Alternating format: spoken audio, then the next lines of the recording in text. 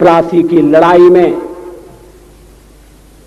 जितने लोग मैदान में लड़ रहे थे उससे ज्यादा लोग मैदान के बाहर खड़े होकर तमाशा देख रहे थे, लड़ाई का परिणाम सुनने की प्रतीक्षा कर रहे थे। देश के भाग्य का निर्णय होने जा रहा था, मगर उस निर्णय में सारा देश शामिल नहीं था।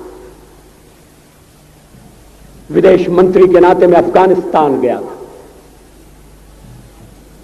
आपको सुनकर ताज्जुब होगा, अफगानिस्तान के अपने मेजबानों से मैंने कहा मैं गजनी जाना चाहता हूं, गजनी। पहले वो मेरी बात उनकी समझ में नहीं आई, कहने लगे गजनी तो कोई टूरिस्ट स्पॉट नहीं है, गजनी में कोई 5 स्टार होटल नहीं है, गजनी में आप जाकर क्या करेंगे, गजनी में आप जाकर क्या देखेंगे। मैं उन्हें पूरी बात नहीं बता सकता था। मेरे हृदय में कहीं गजनी कांटे की तरह से चुभ रहा है। जब से मैंने गजनी से आए एक लुटेरे की कथा पढ़ी है और किशोरावस्था में पढ़ी है, मैं देखना चाहता था वो गजनी कैसा है। आपको सुनकर ताज्जुब होगा, महमूद गजनी का अफगानिस्तान के इतिहास में कोई स्थान नहीं है।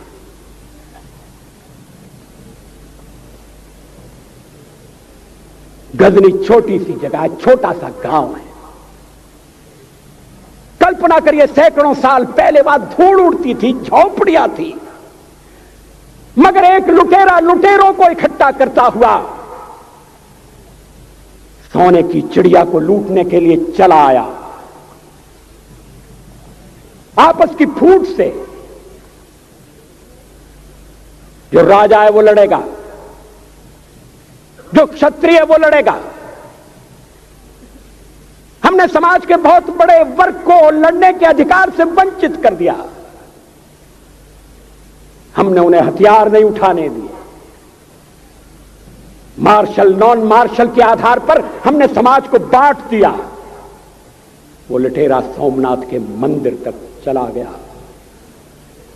पुजारी देखते रहे। मंदिर की पूजा भक्तों को करना पड़ती है। मंदिर तो एक प्रेरणा का केंद्र है। मैं देशपांडे जी की तरह से नास्तिक नहीं हूं, मगर उनकी नास्तिकता में भी जो आस्तिकता है मैं उसका आदर करता हूं, उसका सम्मान करता हूं। वो जिस आत्मविश्वास से नास्तिक होने की बात कहते हैं,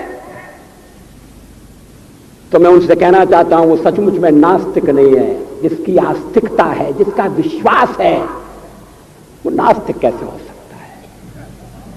विश्वास किसमें है यह बड़ी बात नहीं है, विश्वास है या नहीं। हमने समाज के बहुत से बड़े वर्ग को विश्वासहीन बना दिया।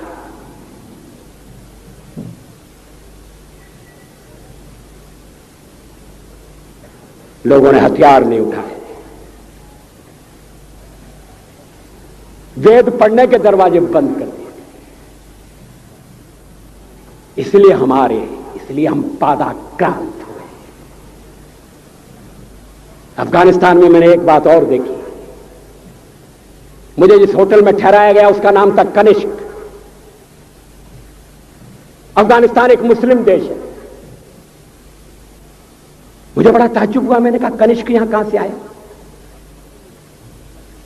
तो मेरे साथ अफगानिस्तान के विदेश मंत्री थे। मैंने कहा कनिष्क आपका कौन लगता है? कनिष्क से आपका क्या संबंध है?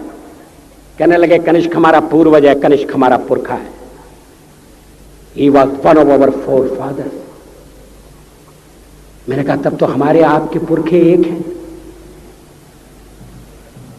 अफगानिस्तान के लोगों ने उपासना पद्धति बदली है, संस्कृति नहीं बदली।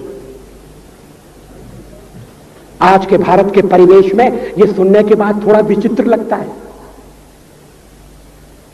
हमारे यहां तो धर्मांतरण के साथ राष्ट्रांतरण होता है, ऐसा दृश्य दिखाई देता है। पड़ोसी देशों में ऐसा नहीं हुआ। अभी राम जन्मभूमि का मामला चल रहा है।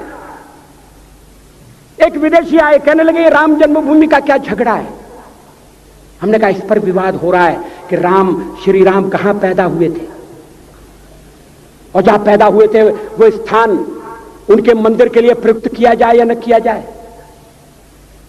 वो इंडोनेशिया से आए थे, वो मुसलमान है।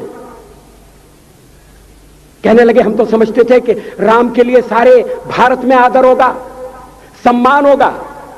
हमने कहा ये आपने कैसे समझा।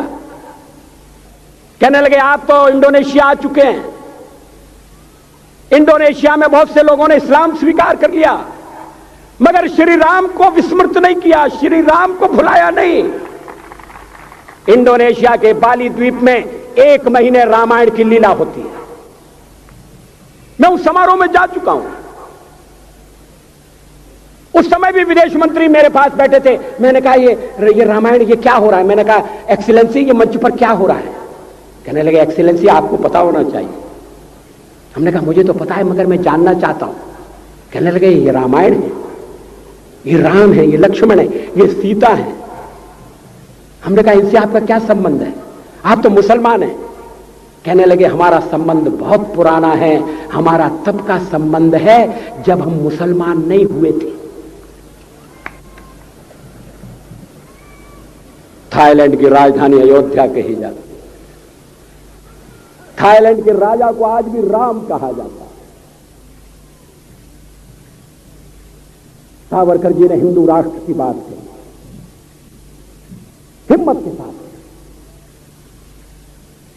बुनियादी तौर पर भारत हिंदू राष्ट्र है,